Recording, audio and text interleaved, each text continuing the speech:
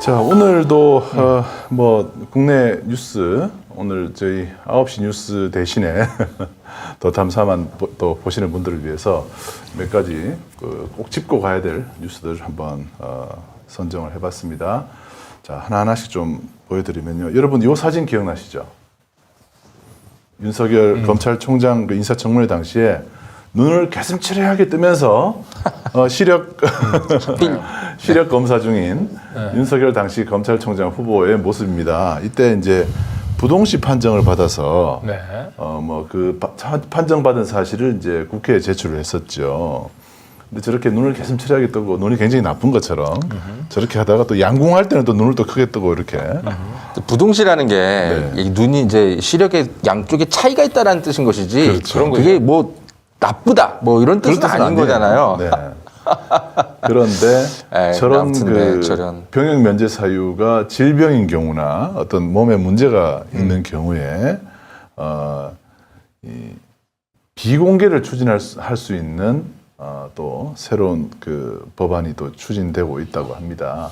여기 이제 서울경제 단독 보도인데요. 고위공직자 병역 면제했을 경우에 질병일 경우에는 비공개를 추진한다. 라는 기사가 나왔습니다. 특히 병역 비리가 이럴 경우는 이제 고위공직자들의 병역 비리가 은폐될 가능성이 상당히 높죠. 대부분 질병이죠. 이게 결국은 이제 뭐 한동훈 그 장관이 이제 저희 그 더탐사의 그 취재 활동을 사실 이제 공직자의 프라이버시를 이유로 스토킹으로 고소하면서부터 이미 뭔가 흐름이 만들어지기 시작했어요. 그러니까 심지어는 검사가 그 저희 구속영장 실질심사에서 했던 그 끔찍한 얘기 기억하시잖아요. 그렇죠. 고위공직자의 프라이버시 행복추구권. 행복추구권은 국민의 알 권리와 그걸 맞먹는 권리. 다를 바 없다. 어느 것이 더 우위에 있다고 할 수 없다. 네, 지금 뭐 또 황당한 그 상황이 계속 고위공직자들이 그러니까 이제 취재 활동의 자유는 국민의 알 권리하고 직결되어 있는 건데 국민들의 이제 알 권리보다는 고위공직자의 그 프라이버시, 개인정보 보호 이런 것들이 더 중요하다는 건데 이런 걸 중요시하게 여기는 고위공직자는 그냥 내려오시면 돼요, 공직을. 그렇죠. 자, 그리고 윤석열 정부가 그 강제징용,武력 외교, 우리 그 일본에 거의 뭐 항복을 하다시피 한 이 외교 참사 에 이어서 독도 그 입도 지원센터라는 게 있어요. 입도 지원센터 건립에 드는 그 23억의 예산을 하나도 쓰지 않고 불용 처리했다 그럽니다. 그래서 이게 독도를 우리가 영유권을 주장할 그 의지가 있는 건가? 국회에서 해양수산부를 상대로 한 질의에서 이렇게 나왔다 그러네요. 참. 점점 이런 부분이 있어서 뭐 오늘도 계속 그 외교 참사 뭐 일본 한일 정상회담을 또 한다잖아요. 가서 또 얼마나 굴욕적인 상황이 또 빚어질지 벌써 그림이 막 그려집니다. 자, 그리고 이것도 이제 뭐 이제 예상이긴 한데 지금 이제 앞으로 그 7월 말에 방통위원장 임기가 끝나요. 그 방통위원장 후보로도 검사 출신이 또 거론되고 있답니다. 김후곤 서울고검장 출신의 변호사입니다. 이 사람이 현재 거론이 되는데 특히 이제 뭐 방통위에 한번 파견된 적이 있다고 하네요. 최시중 위원장 시절에 그때 검사가 방통위에 파견된 적이 있다는 사실도 놀라운데 저 사람이 지금 거론이 되고 있답니다. 보통 방통위원장은 언론인 출신이나 뭐 공무원, 뭐 판사, 학자 이런 사람들이 많이 자리를 맡았었는데요. 김우근 씨 같은 경우는 이제 기자들에게는 굉장히 좀 익숙한 분이에요. 좀 양질의 검사로 분류되어 있긴 했었습니다, 한때. 그런데 이제 윤석열 당시 이제 검찰총장이 징계 청구안이 올라왔을 때는 이것은 부당하다라고 하면서 윤석열 쪽 편에 결국은 서는 모습을 보였던 그 검사입니다. 이제 뭐 더 이상 그 검찰공화국이라고 하는 그 말이 이제 더 이상 그냥 뭐 비유가 아니게 됐어요. 네. 진짜 검찰 공화국으로 아주 촘촘하게 네. 이 검사들이 이제 그 고위공직들을 다 독식을 하고 있습니다. 네. 이미 뭐 이제 금감 원장에 이어서 그 뭐 방통위원장까지도 이제 검사 출신들로 지난번에 국가수사본부장도 정순신으로 박을 네. 하려고 하다가 실패를 했는데 다시 또 할 수도 있습니다. 다시 또 할 네. 수도 있죠. 네네네. 외부 그 이제 추천으로 다시 또 검사를 또 임명할 시도를 할 수 있습니다. 네. 아 그러면 경찰에다가 방통위원장, 금감위원장 또 뭐까지 또 뭐 감사원장도 또 예? 다 그렇게 하는 거 아닙니까? 국민건인위원장. 네. 자 그리고 경찰 방금 뭐 경찰청 국가수사본부 얘기가 나왔는데요. 오늘 이 경찰청 국가수사본부에서 조폭과의 전쟁을 선포를 했다 그래요. 조폭과의 전쟁 뭐 진짜 조직폭력배를 뭐 소탕한다 그러면 뭐 잘하는 거라고 할 수도 있겠지만 내용을 보면요. 건설 노조를 타겟으로 하고 있습니다. 건설 노조 때려잡는다는 얘기죠. 네. 네. 그래서 이게 의심스럽습니다. 지금 네. 건설 현장 업무 방해 이렇게 하면서 특히 이제 더 탐사를 향해서 깡패라고 했었잖아요. 네. 그래서 더 탐사도 아마 조폭으로 분류될 가능성도 좀 있습니다. 네. 이게 지금 이제 전국에 있는 이제 지방지부터 시작해서 이제는 그 중앙지까지도 전부 이제 건설사들이 지금 다 인수를 했지 않습니까? 네. 그래서 언론사 이제 그 사주가 상당수가 이제 그 건설사 사주인데 결국은 이런 건설사들이 장악하고 있는 언론들에 의해서 이 건설 노조가 이제 공공의 적으로 지금 내몰리고 있는 상황이 됐어요. 지금. 네. 참. 사실 이런 뭐뭐와의 전쟁 이게 옛날에 1990년에 노태우 정부 때 네. 범죄와의 전쟁 이 영화 제목이기도 네. 했었죠. 범죄와의 전쟁을 선포한 적도 있었습니다. 당시 이제 87년 민주화 이후에 또 군인 출신 대통령이 당선돼서 나라가 좀 뒤숭숭할 때 범죄와의 전쟁을 선포해서 또 사람들 사이에서 지금까지도 회자되고 있는데 이 범죄와의 전쟁이 다시 또 우리가 몇 년이 지난 겁니다. 30년이 지나서 다시 또 보게 되네요. 근데 좀 안타까워요. 사실은 그 건설 현장의 노동자들이 그 가장 그 좀 열악한 그 환경에서 일하는 노동자들이거든요. 네.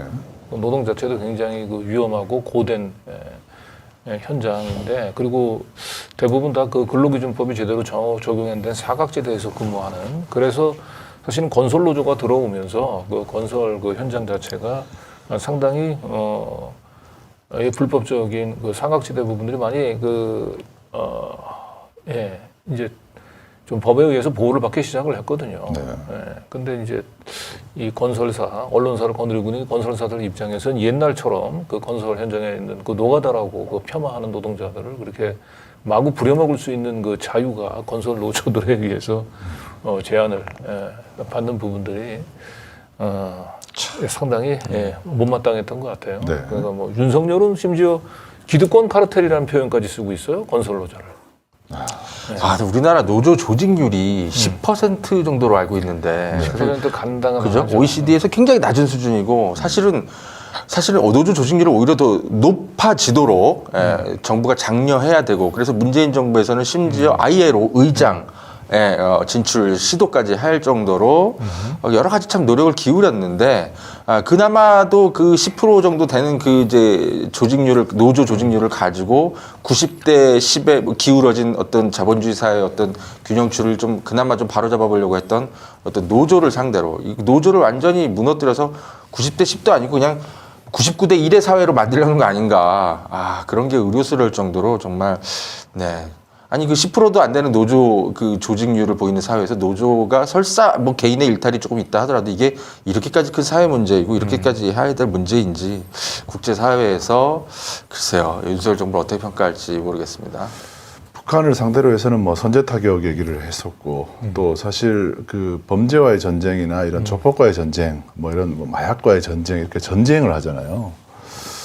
그래서 이 참 이 윤석열 정부가 사실 그 뭔가 이 악과의 이 아주 나쁜 악마와의 어떤 전쟁을 하는 것처럼 묘사하지만 결국은 자기의 정적을 제거하는데 더 집중하는 것이 또 실체로 드러나고 있기 때문에 이런 전쟁이라는 표현이 상당히 정치적으로 해석될 가능성이 높다. 실제로 군사정권 때 이 범죄와의 전쟁이 그런 식의 용어로 정치적으로 악용됐던 거 아닌가요? 뭐 예. 그렇죠. 왜 전쟁이란 표현들 예전에 이제 노동자들을 산업 전사라고도 부르고 그랬었잖아요. 그게 이제 전형적인 노동 착취를 이제 미화하는 용어죠. 그러니까 일하다가 죽는 것은 그 결국 말하자면 이제 나라를 위한 애국인 거죠. 전사한 것처럼 그래서 산업 전사라고까지 불렀고 그리고 수출을 항상 전쟁이라고 얘기하잖아요. 그렇죠. 그러니까 외국하고 우리가 전쟁을 하는 데 있어서 노조는 항상 그러니까 매국으로 그 등치어가 되는 거예요. 그러니까 실제로 예전에 그 박근혜 정권 시절인가요? 그 김무성 그 당시 당 대표가 그 노조가 파업을 하는 것은 매국이다라고 하는 표현까지. 왜냐하면 수출 우린 전쟁을 하고 있어야 되는데 니들이 왜 그 기업의 뒷발목을 잡고 있느냐 이런 건데 이제 이러한 반노동적인 인식들이 그대로 지금 윤석열 정부에서는 이제 뭐 조금의 그 부끄러움도 없이 지금 펼쳐지고 있는 거죠. 네. 자 그리고 이것도 지금 오늘 나온 기사네요. 그 새로 국민의힘의 그 새로 당 대표부터 최고위원까지 새로 선출이 됐지 않습니까?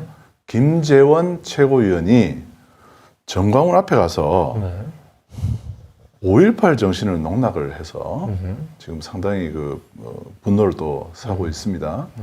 5.18 정신이 헌법 수록하는 것은 자기는 반대한다. 그리고 뭐 표를 얻으려면은 조상묘도 파는 것이 정치인이다. 이런 황당한 말을 그 했습니다. 뒷말은 하지 말았어야 될 방언이네요. 근데 사실 이게 지금 저 이재명 대표의 부친 묘를 지금 상당히 훼손하고 있지 않습니까? 이런 와중에 이런 걸 연상케 하는 이런 말들도 쓰면서 김재원도 역시 검사 출신이죠. 이 광주 시민들을 뿐만 아니라 민주주의를 지키고자 하는 많은 시민들의 가슴에 정말 상처를 내는 그런 말이 아닐 수 없습니다. 특히 정치인들이 아무리 입으로 먹고 사는 사람들이라 하지만 이런 말을 다른 것도 아닌 사이비 종교 그 교단에 가서 목사 앞에서 굴욕적인 이런 모습을 또 굴욕적인지 아니면 동업자인지는 뭐 잘 모르겠습니다만은 이런 말을 하면서 신도들로부터 박수갈채를 받는 그런 모습은 동영상을 보신 분들도 많을 텐데요. 분노하지 않을 수 없습니다. 네. 반드시 나중에 응징해야 될 날이 오리라 봅니다. 자, 그리고 요건 이제 저희 더 탐사 그 김시몬 기자가 이제 오마이뉴스와 인터뷰를 했어요. 거기에 보면은 한동훈 장관을 취재하고 나서 이 신입 기자의 일상이 완전히 무너졌다라면서 이 김시몬 기자의 일상을 이렇게 쭉 이렇게 그동안 어떻게 지내왔는지를 다 기록한 기사인데 아마 기록으로도 가치가 높을 것 같아요. 스토킹 고위공직자를 취재하다가 스토킹 신고를 당해서 오히려 지금 일상이 거의 무너져 버린 그런 신입 기자의 어떤 그 상황을 현재 언론이 어떤 상황인지를 잘 보여주고 있는 기사입니다. 특히 그 마지막 문장이 인상 깊은데요. 이거 김시몬 기자의 답변입니다. 혹시 이게 한동훈 장관을 취재하다가 이렇게 좀 너무 지치지 않냐, 이게 좀 그렇지 않냐라는 질문에 지칠 때도 있는데 오히려 이런 일이 기자 생활에 도움이 된다. 그리고 또 사람들이 많이 또 알아봐 주시고 격려도 해주시고 그래서 한동훈 장관에 대한 취재 의지가 더 불타오르고 있다.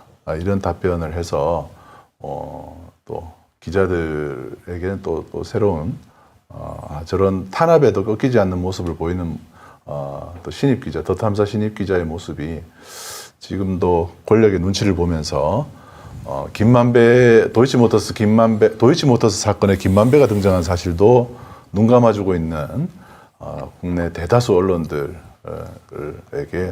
좀 부끄럽게 만드는 그런 인터뷰가 아닌가 싶습니다.